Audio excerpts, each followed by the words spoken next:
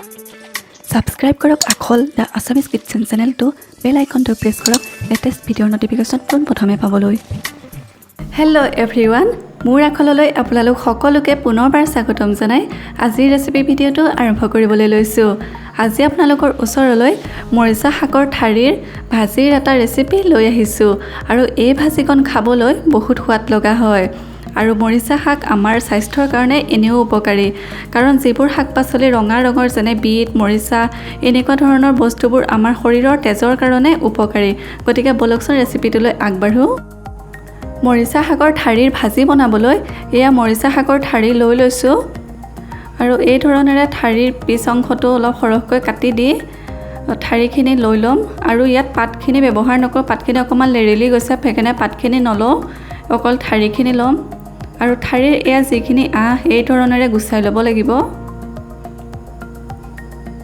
এই ধৰণেৰে আহখিনি গুচাই পেলাই এই ধৰণে টুকুৰা টুকুৰকৈ কাটি লওঁ ইমানটো টুকুৰা কৰি পেলাই কাটি ল'ম এনেকুৱা জোখতে গোটেইখিনি কাটি ল'ব লাগিব পাতখিনিও দিব পৰা যায় যদি অলপ কোমলীয়া থাকে তেতিয়া পাতখিনিও দিব পৰা যায় কিন্তু এনেকুৱা হ'লে ঠাৰি খাবলৈহে ভাল বেছিকৈ কোমলীয়া হ'লে ঠাৰি পাত গোটেইখিনি খাবলৈ পাৰি ইমানটো জোখতে এয়া কাটিছোঁ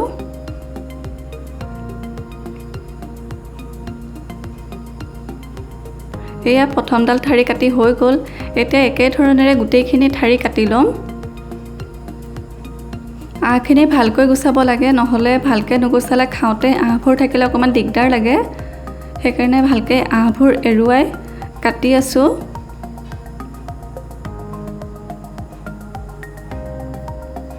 আৰু মৰিচা শাক বা এনেকুৱা শাকবোৰ খুব খাব লাগে যিহেতু আমাৰ স্বাস্থ্যৰ কাৰণে ভাল হয় আৰু এতিয়াতো লাহে লাহে শাকবোৰৰ দিন আহিবই গতিকে সেইবোৰো খাই থাকিব লাগে যিবোৰ আমাৰ স্বাস্থ্যৰ কাৰণে উপকাৰী হয় আৰু এয়া গোটেইখিনি ঠাৰি কাটি হৈ গ'ল ইমানটো জোখতে ঠাৰিখিনি কাটি ল'লোঁ আৰু এই ঠাৰিখিনিৰ লগত মই দুটা সৰু সাইজৰ আলু লৈ লৈছোঁ আৰু এনেকুৱা পিচ কৰি কাটি লৈছোঁ গোটেইখিনি ভালকৈ ধুই ল'লোঁ এতিয়া লগত লৈছোঁ এয়া ডাঙৰ সাইজৰ এটা পিঁয়াজ যদি পিঁয়াজ সৰু হয় তেন্তে দুটা ল'ব লাগিব আৰু লগত লৈছোঁ এয়া আদা নহৰু পেষ্ট আৰু শুকান জলকীয়া এটা এতিয়া গেছত এয়া কেৰাহী বহাই দিছোঁ আৰু কেৰাহী গৰম হোৱাত এতিয়া দি দিম মিঠাতেল তেল ইমানখিনি দিলেই হ'ব বহুত বেছি তেলৰো দৰকাৰ নাইকিয়া এটা তেল গৰম হোৱাত ইয়াত দি দিম এয়া পিঁয়াজখিনি দি অকণমান লৰাই ইয়াত জলকীয়াটোও দি দিম জলকীয়াটো টুকুৰা কৰি পেলাই এতিয়া দি দিম ইয়াত শুকান জলকীয়া নাথাকিলে কেঁচা জলকীয়াও দিব পৰা যায় আৰু জ্বলা যিমান খায় সেই অনুসৰি জলকীয়া দিলেই হ'ল এতিয়া পিঁয়াজখিনি ভালকৈ ভাজি থাকিব লাগিব আৰু এয়া পিঁয়াজখিনি ভাজি হৈ গৈছে ইয়াত এতিয়া আদা নহৰুৰ পেষ্টখিনি দি দিম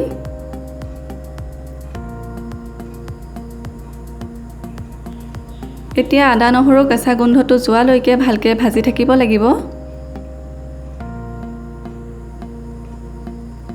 আদা নহৰু দিয়াৰ পিছত ফ্লেমটো অকণমান কমাই দিলোঁ এতিয়া আদা নহৰু ভাজি হোৱাত দিছোঁ জোখমতে হালধি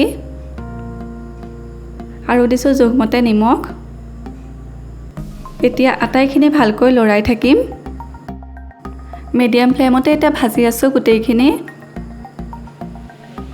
আৰু এয়া প্ৰায় ভাজি হৈ গৈছে এতিয়া ইয়াত আমি মছলা দিব লাগিব বহুত বেছি মছলাও ব্যৱহাৰ নকৰোঁ ইয়াত মছলাৰ ভিতৰত দিম এয়া জিৰা গুড়ি অলপ আৰু এয়া ধনিয়া গুড়ি অলপ এইখিনিয়ে দিম এতিয়া মছলাখিনি দি দিলোঁ আটাইখিনি আকৌ ভালকৈ লৰাই দিম ইয়াত আৰু বেলেগ মছলা ব্যৱহাৰ কৰিব নালাগে এইখিনিয়ে হ'ব খালি জ্বলাটো যিমান খোৱা যায় সেই অনুসৰি জলকীয়াটো ব্যৱহাৰ কৰিলে হ'ল বাকী মছলা ইমানখিনিয়ে হ'ব আৰু বেলেগকৈ নালাগে এতিয়া এইখিনি ভাজি হৈ গ'ল ইয়াত এতিয়া কাটি থোৱা মৰিচা ঠাৰি আৰু আলুখিনি বাকি দিম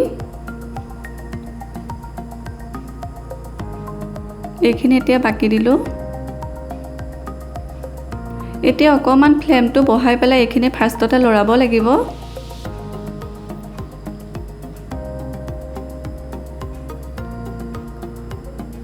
দুই মিনিটমান সময় ফ্লেমটো অকণমান হাই কৰি পেলাই ভাজি ল'ব লাগিব তাৰপিছত আকৌ কমাই দিলে হ'ল এয়া ভালকৈ ভাজি দিলোঁ আৰু এতিয়া ইয়াত ঢাকোন লগাই অকণমান সিজিবলৈ দিম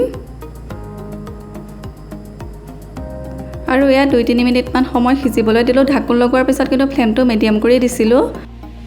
এতিয়া মিডিয়াম ফ্লেমতে ভাজি পেলাই পুনৰ ঢাকোন লগাই দিব লাগিব।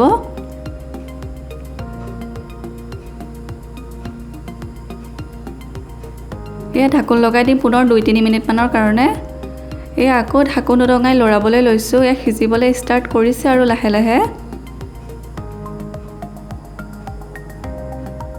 মিডিয়াম ফ্লেমতে এই ধৰণে ঢাকোন লগাই লগাই ভাজি থাকিব লাগিব। আৰু এয়া অলপ সময় ভজাৰ পিছত আকৌ ঢাকোন উদঙাই লৰাবলৈ লৈছোঁ। আলু বাৰু পটককৈ সিজি যায়, কিন্তু মৰিচা ঠাৰিখিনি যিহেতু অকণমান টান থাকে, গতিকে সিজিবলৈ অকণমান সময় লাগে। গতিকে অকণকৈ পানী দি দি এয়া ভাজি ভাজি সিজাই থাকিব লাগিব। এতিয়া অলপ সময় এইখিনি ভাজি লোৱাৰ পিছত এতিয়া মই পানী ছটিয়াই ভাজি থাকিম এইখিনি। এয়া অলপ পানী দি দিছোঁ। পানীখিনি দি পুনৰ লৰাই পেলাই এয়া ঢাকোন মাৰি দিব লাগিব। প্ৰথমতে 5ৰ পৰা 7 মিনিটমান সময় মিডিয়াম ফ্লেমতে ঢাকোন লগাই লগাই ভাজি ল'লোঁ। তাৰপিছতহে মই পানী দিছোঁ। আগতেই পানীটো দি দিব নালাগে। এতিয়া পানী দি এয়া ভালকৈ লৰাই দিলোঁ। এতিয়া মিডিয়াম ফ্লেমতে ঢাকোন লগাই পেলাই সিজিবলৈ দিম। পুনৰ এয়া ঢাকোন লগাই দিলোঁ 2 মিনিটমানৰ কাৰণে। আৰু এয়া অলপ সময়ৰ পিছত পুনৰ লৰাবলৈ লৈছোঁ। আৰু মই প্ৰথমবাৰ পানী দিয়াৰ পিছত আকৌ যেতিয়া পানীখিনি শুকাই গৈছিল, তেতিয়া অলপকৈ পানী দি দি ভাজি ভাজি সিজাই আছিলোঁ। এতিয়া তেনেকৈ অলপকৈ পানী দি দি ঢাকোন লগাই সিজিবলৈ দিয়াৰ পিছত এয়া প্ৰায় আলু আৰু মৰিচা ঠাৰি গোটেইখিনি সিজি আহিছে। আৰু 2 মিনিটমান সময় জুইৰ ওপৰত ৰাখিব লাগিব, কাৰণ অকণমান পানী নিচিনা হৈ আছে, সেইখিনি অকণমান শুকাবলৈ দিম। গতিকে 2 মিনিটমান কাৰণে আকৌ ঢাকোন লগাই দিম। আৰু এয়া 2 মিনিটমান সময় জুইৰ ওপৰত ৰাখিলোঁ। যিখিনি মানে পানীৰ ভাৱ আছিলে, সেই পানীৰ ভাৱখিনি নাইকিয়া হৈ গ'ল। এয়া শুকাই আহিলে আৰু মৰিচা ঠাৰি আৰু আলু গোটেইখিনি ভালকৈ সিজি গ'ল আৰু নিমখৰ জোখটো ঠিকেই আছে। গতিকে এতিয়া মই গেছ অফ কৰি দিব পাৰিম। বনাবলৈ একেবাৰে সহজ, আপোনালোকেতো দেখিলেই। আৰু খাবলৈও এই ভাজিখন বিৰাট সোৱাদ লগা হয়। এতিয়া মই গেছ অফ কৰি দিম। আৰু এয়া মৰিচা ঠাৰিৰ ভাজিখিনি বেলেগকৈ ডিছ এখনত উলিয়াই লৈছোঁ। দেখিবলৈ কিমান সুন্দৰ হৈছে নহয়নে? দেখাৰ সমানে খাবলৈও টেষ্টি হয় ভাজিখন। আপোনালোকেও এই ধৰণেৰে বনাই খাই চাব, নিশ্চয় আপোনালোকেও ভাল পাব। গতিকে আজিৰ ৰেচিপিটো ইমানেই আছিলে। যদি চাই ভাল লাগিলে তেনেহ'লে লাইক, কমেণ্ট আৰু শ্বেয়াৰ কৰিবলৈ নাপাহৰিব। আৰু আপুনি যদি মোৰ চেনেলটো নতুন, তেনেহ'লে ছাবস্ক্ৰাইব কৰি দিব আৰু কাষতে থকা বেল আইকনটো প্ৰেছ কৰি অল কৰি দিব, যাতে আহিব লগা নতুন ৰেচিপিৰ ভিডিঅ'ৰ ন'টিফিকেশ্যনসমূহ সোনকালে পায়। আকৌ এটা নতুন ৰেচিপি লৈ অহাৰ প্ৰতিশ্ৰুতিৰে আজিলৈ বিদায়। ধন্যবাদ।